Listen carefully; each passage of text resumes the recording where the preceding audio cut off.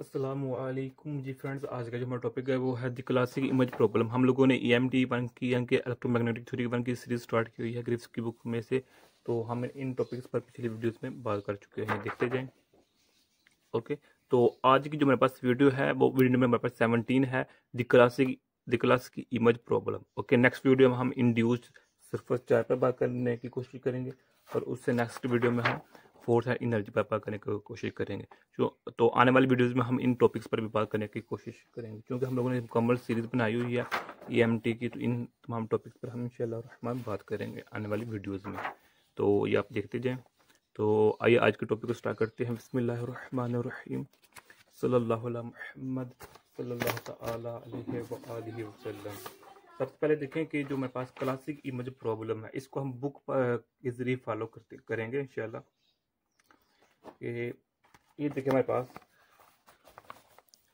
Method of images, हम इधर classic image problem में मेथड ऑफ इमेज यूज करेंगे और उसके जरिए इसको प्रॉब्लम को सॉल्व करेंगे। अब देखते क्या है। Suppose a point charge Q is held at distance d above an infinite grounded conducting plane, figure 10। अब फिगर 10 में ये बताया गया है, ये देखें कि ये मेरे पास x एक्सिस है, ये मेरे पास y एक्सिस है और ये मेरे पास z एक्सिस है। हमने x और y प्लेन के अलोंग क्या लिया हुआ है, एक इनफाइनाइट, क्या नाम है, इनफाइनाइट कंडक्टर लिया हुआ है, इनफाइनाइट ग्राउंडेड कंडक्टिंग प्लेन।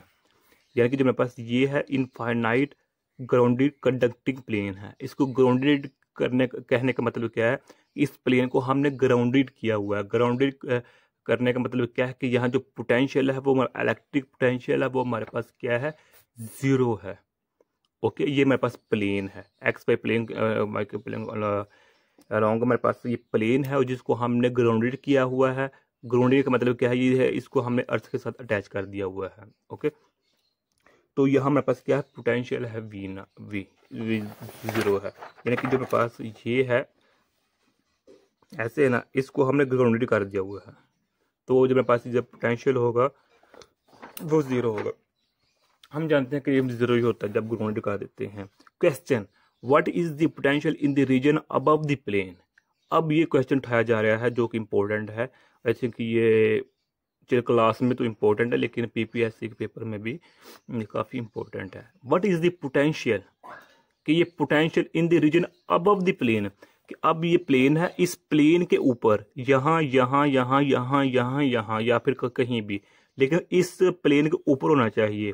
इस प्लेन के ऊपर सपोज करें हमने ये लेट पॉजिटिव Q चार्ज है, ये सपोज कर ली चार्ज है। इस पॉइंट पर हम इलेक्ट्रिक पोटेंशियल फाइंड करना चाह रहे हैं। क्या फाइंड करना चाह रहे हैं, पोटेंशियल फाइंड करना चाह रहे हैं। ओके, ये तो होगी सिंपल सी बात।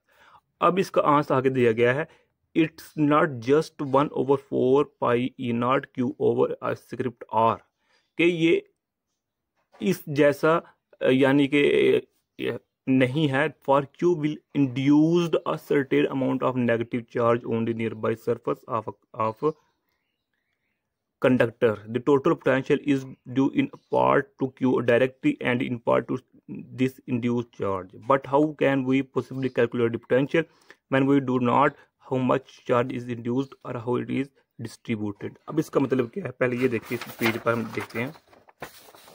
हम ये तो जानते हैं, ये देखिए मेरे पास ये क्या है, मेरे पास ये न्यूट्रल एक स्फीयर है। न्यूट्रल स्फीयर का मतलब इसमें पॉजिटिव और नेगेटिव चार्जेस की जो मिकदार है वो इक्वल है।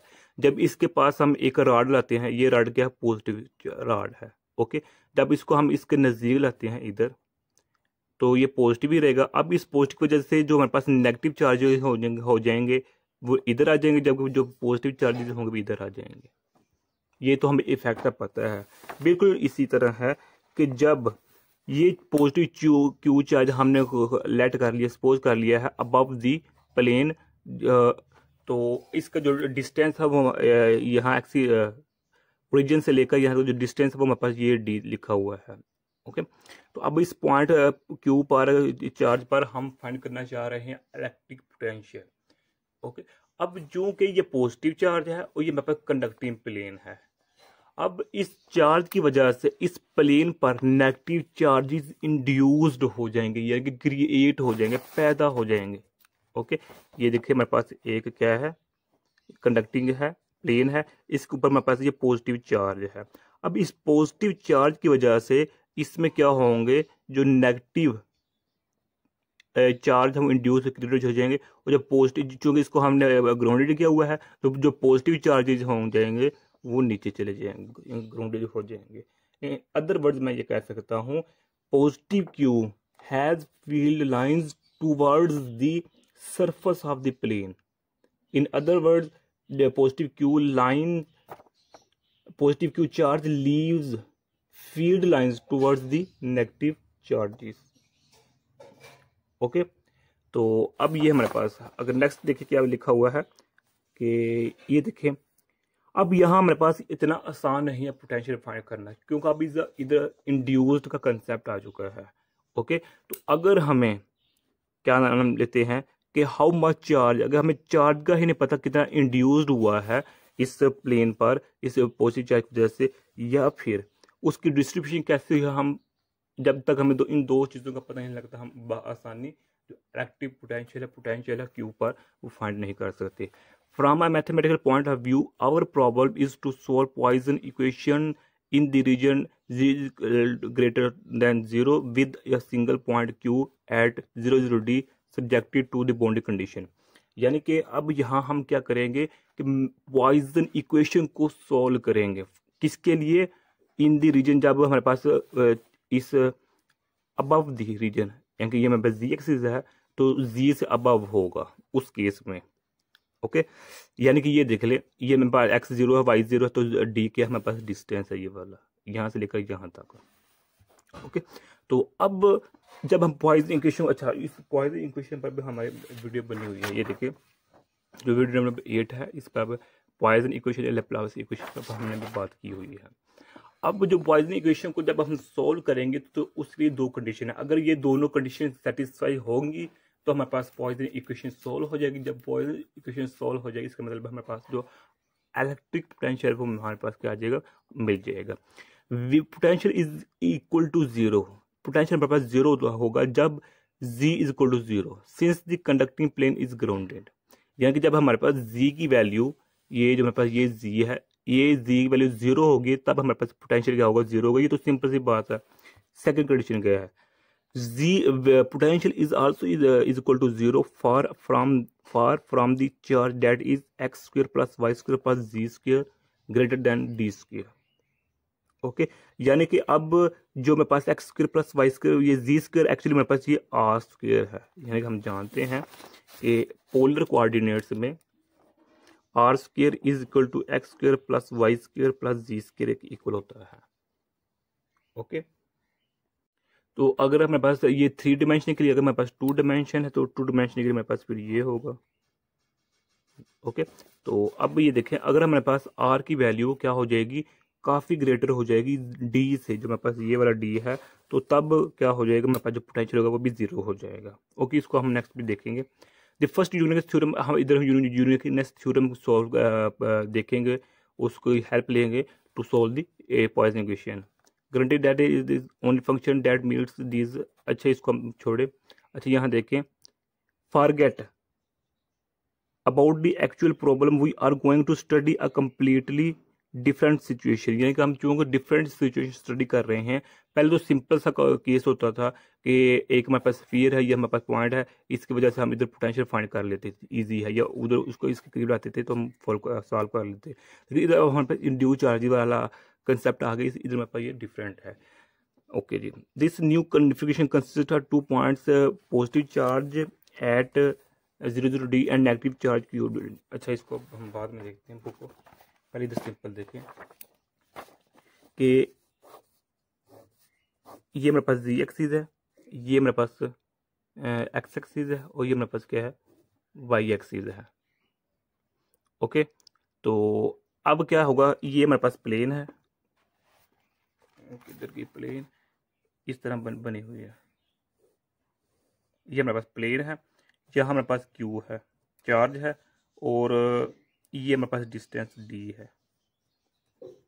अब इस कंसेप्ट इसको सोल्व करने के लिए हम क्या करेंगे, यूनिकनेस थ्योरम यूज करेंगे। पहले पॉइसन इक्वेशन, पॉइजन इक्वेशन के बाद हम यूनिकनेस। अब यूनिकनेस थ्योरम हमें ये कहता है कि कोई ऐसी ट्रिक यूज करें, कोई ऐसी चालाकी खेलें कि इसको हम सोल्व कर लें, यानी कि इस पॉइंट पी पर हम इलेक्ट्रिक पोटेंशियल आसानी फाइंड कर लें।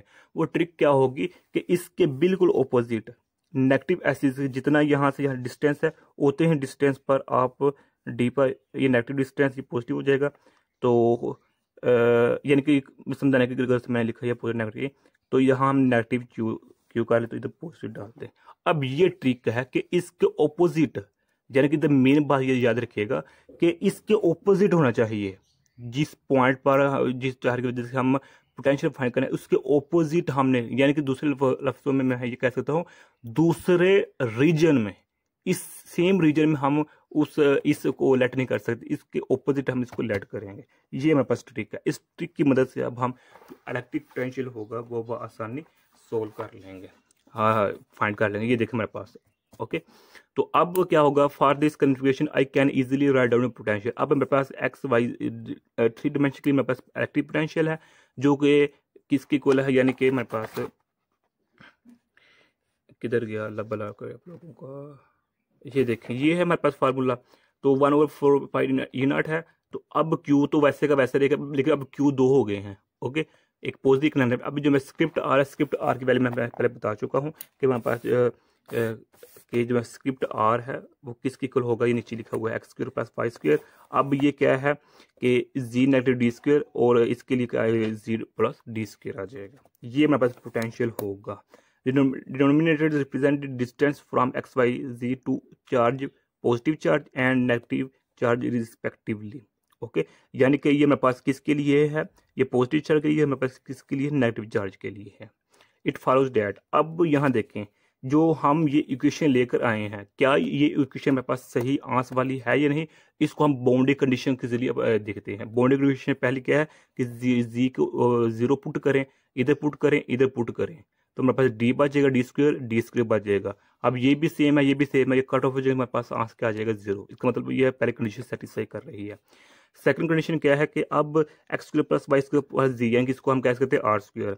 इसकी जगह ये बहुत ज़्यादा ग्रेटर है डी से, यानी कि डी 0 है। तो आप डी इधर 0 पुट कर दें, इधर पुट कर दें, तो ये भी फिर भी कट ऑफ हो जाए, तो मेरे पास फिर भी क्या आ जाएगा 0 आ जाएगा। तो इसका मतलब बाउंड्री कंडीशन सेटिस्फाई कर गई है। तो इसलिए मेरे पास the only charge in the region greater than z greater than 0 is the point charge positive q at 0,0d। 0,0d का मतलब क्या है कि x एक्सिस और y एक्सिस बिलोंग्स 0 और z एक्सिस बिलोंग्स d है, ओके। तो अब यहाँ देखें ये नीचे लिखा हुआ है, नोटिस दी रोल प्ले, यानी अच्छे हैं कि जो हमारे पास मेन का किरदार अदा किया हुआ हमारे पास किसने किया है, यूनिकनेस थ्योरम ने किया है। No one would believe this solution, यानी कि अगर हम यूनिकनेस थ्योरम अप्लाई नहीं करते तो कोई भी सोच नहीं सकता कि इसका आंसर वाकई हम ले आएंगे, हासिल कर पाएंगे। सिर्फ इसका आंसर है यूनिकनेस थ्योरम की वजह से। Since it was obtained for completely different charge, यानी कि मुकम्मल एक डिफरेंट सिचुएशन है जो हमने यूनिकनेस थ्योरम की वजह से सोल्व कर लिया। But the uniqueness theorem if the satisfy positive equation, यानी कि in the region of interest and assume the correct value at the boundary, यानी कि यूनिकनेस थ्योरम जब हम अप्लाई करेंगे तो वो हमारे पास पॉजिटिव इक्वेशन को सेटिस्फाई करेगा, तब हमारे पास आंसर आएगा, ये भी याद रखिएगा। और पॉजिटिव इक्वेशन अगर बाउंड्री कंडीशन को सेटिस्फाई करेगा तब भी हमारे पास ये आंसर आएगा। यानी कि यूनिकनेस थ्योरम से किस में गए, पॉइजन से बाउंड्री कंडीशन में, ये तीनों कंडीशन सेटिस्फाई होनी चाहिए तब हमारे पास आंसर होगा। अब नेक्स्ट वीडियो हम जो होगा इंड्यूस सर्फ चार्ज बस पर बात करने की कोशिश करेंगे, क्योंकि हमारे पास ये वीडियो पहले ही लेंथी हो चुकी है। तो तब तक के लिए अल्लाह हाफिज़। अगर आप लोगों ने अभी तक हमारा चैनल पाक MN अकेडमी इसको सब्सक्राइब नहीं किया तो प्लीज़ सब्सक्राइब कर दीजिए। जज़ाकल्लाह खैर, अपनी दुआ में याद रखिएगा। अस्सलामु अलैकुम वरहमतुल्लाहि वबरकातुहू।